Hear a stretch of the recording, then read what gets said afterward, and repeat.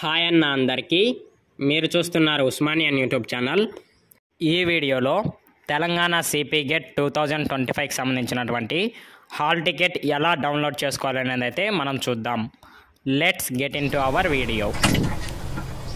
Mainly మనం CP get వెబ్సైట్లోకి అయితే ఎంటర్ అవ్వాల్సి ఉంటుంది. వెబ్సైట్ లింక్ వచ్చేసి నేను డిస్క్రిప్షన్లో ఇచ్చాను. ఇన్ కేస్ మీరు గూగుల్లో సిపి గెట్ అని సెర్చ్ చేసినా ఇలా అయితే ఫస్ట్ వెబ్సైట్ సిపి గెట్ 2025 అయితే వస్తుంది.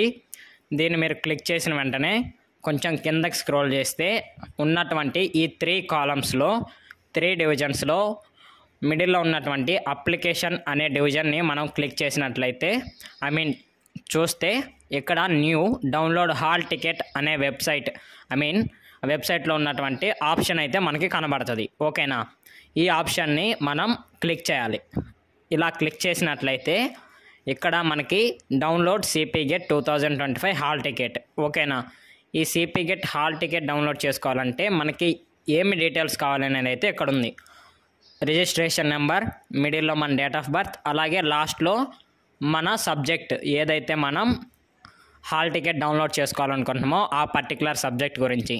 ఎందుకంటే కొంతమంది వేరియస్ సబ్జెక్ట్స్, ఎంఏ తెలుగు రాస్తారు, అలాగే ఎంఏలో పొలిటికల్ సైన్స్ ఆర్ఎల్స్ ఏదైనా ఒక సబ్జెక్ట్ రాస్తారు. ఒక్కొక్క సబ్జెక్ట్కి ఒక్కొక్క కాలేజ్లో పడే అవకాశం ఉంది కాబట్టి సబ్జెక్ట్కి వేరు టైమింగ్స్, వేరు కాలేజెస్ ఉంటాయి. మనం ఏదైతే సబ్జెక్ట్ కావాలనుకుంటున్నామో అది సెలెక్ట్ చేసుకోవాలి. మన అప్లికేషన్లో ఉన్నటువంటి రిజిస్ట్రేషన్ నెంబర్ అయితే ఎంటర్ చేయాలి. మన అప్లికేషన్లో నేను లెఫ్ట్ సైడ్ చూపెడుతున్నాను. ఇది మన అప్లికేషన్ రైట్ సైడ్ ఫోటో పైన రిజిస్ట్రేషన్ నెంబర్ అనేది ఉంటుంది.